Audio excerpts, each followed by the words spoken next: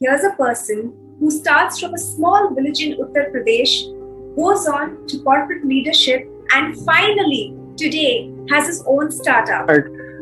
There's a small village in the district of Pratapgarh, which is the village was fairly remote when I was born. My mom was possibly the first graduate in the village, and we did not have primary means of education or even primary means of being able to sustain a meaningful life. Right? That means in very simple terms, but we were extremely poor, and as poor as not being able to afford meals twice a day. And so mom sent us to Pratapgarh, which was the nearest city. We lived in a lodge there and studied, and that was the start of our, I guess, a meaningful life for us. We did not know Hindi back then. We're not talking about English. We did not know Hindi. What it means is we knew our local dialect.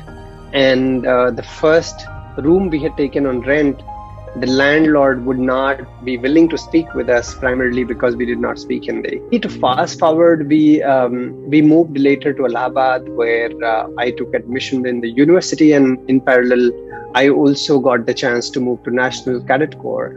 After my C certification, that became almost like an eligibility when I got the C certification to be able to apply at Reliance Industries back then, where I joined in security department in 2004.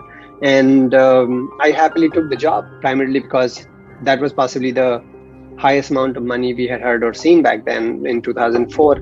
That was I think it was a gross salary of 8,000 rupees per month. And I used to stand at a security gate wearing a safari uniform and worked there for 3 years. It taught me a lot. It taught me specifically of what I don't like doing, what I don't want to do in life for sure.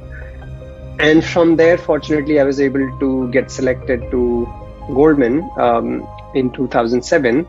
And that's the time around when I learned my basics of English. And I spent about 11 years, 10 to 11 years with the firm.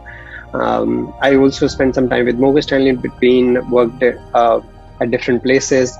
And while I was there, I also had the opportunity to go for my MBA at Booth on a 100% scholarship.